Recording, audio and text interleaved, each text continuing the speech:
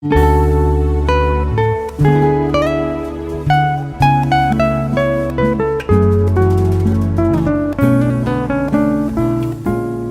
Hodges here with a story I call My Mistake, God's Plan. Now this happened last week.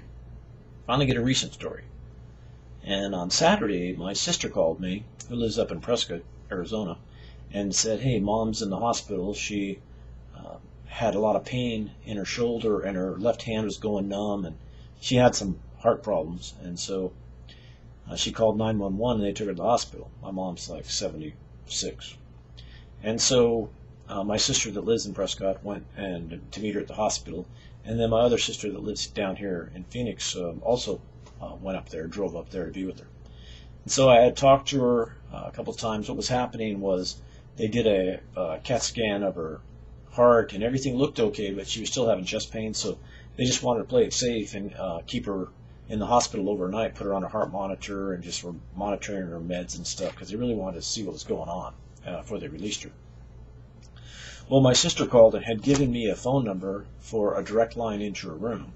And then later that night, she called back and gave me another number because they had moved her out of intensive care and given me another room number to catch her if I wanted to call in the morning.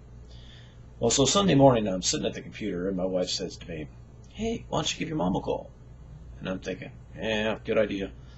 My wife's always doing that, giving me good ideas. I don't know why I can't think of it myself. Anyhow, so I decided, I've learned my lesson. Most of the time, I'm going to do what she says, and it's a good idea. So I called my mom, but it's about 8:30, and I could tell I just woke her up, and she's like, oh. And I said, hey, Mom, how are you doing?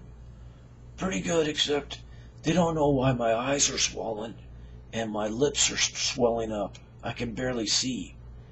And they came in last night, and they told me I definitely had a stroke. And I said, you're kidding, Mom. I thought they did a CAT scan on your heart, and they said everything was fine. Now they're sure you had a stroke? Yeah, they said I had a stroke and that I probably was stung by or bitten by mosquitoes or something, and that's why my eyes are swollen shut and my lips are really swollen. I said, that just sounds so bizarre. Is anybody up there yet? What do you mean? And I said, Marianne, Deb, any of the family up there? Oh no, it's too early.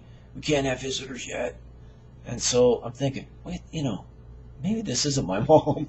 And so I thought, oh, my sister gave me 2 room numbers. I wonder if I, called the wrong one. And so I said, hey, what time did you get in yesterday? And she goes, it was about 9 o'clock last night. I thought, this isn't my mom. And right then I knew that I was probably supposed to pray with this lady, that God allowed me to call this wrong number because she needed someone to pray for her. So I said, you're not Joan, are you? And she said, no, I'm Marty. And I said, I'm really sorry. You're not my mom. I've got the wrong room. And she laughed and she goes, well, you sounded just like my son. You sounded just like one of my sons. And I said, you know what? I don't think it's any mistake that I called you. Is it okay if I pray for you? And she goes, oh, that'd be great. So I went ahead and I prayed for her that the Lord would heal her, and these people, the doctors figure out what's going on with her, and just thanking the Lord that she came in there, because had she not come in, they wouldn't have found out that she had a stroke. And so I was talking to her after I prayed for her, and I said, now, are you a Christian? She goes, I sure am. I could never make it through my life if I wasn't a Christian. I said, what do you mean? She goes, well, I had 6 children, and 2 of my sons have died. And I said, oh, wow, I'm just really sorry to hear that, Marty. She says, yeah, one of them died in a car accident, and the other one, just not too long ago, was at an apartment, and he saw this girl getting beat up, so he went over to help her, and the guy beat him up and killed him, and then took his body and threw it in a ravine, and we didn't know where he was for 3 months. So for 3 months, he was just a missing person. I said, oh, that just has to be horrible. She said, yeah, my friends would say, how do you do it? How do you not go crazy? She said, it's just because I know the Lord, and I know he's got a plan, and he's in control. And I said, wow, that's just a great story of faith. And she goes, yeah, and I just found out one of my other sons has terminal cancer, and he doesn't have that long to live, and he's only 45. And I said, wow, Marty, you got a lot on your plate. And she said, yeah, I went to a funeral yesterday, 2 funerals, and I think that's where I got bitten by the mosquito But when I got home, my eyes started swelling up, my mouth started swelling, and she goes, I could see my lips getting bigger in the mirror. And my daughter said, you need to go to the hospital, Mom. And I said, no, I don't need to go. I'll just take some Benadryl. It's no big deal.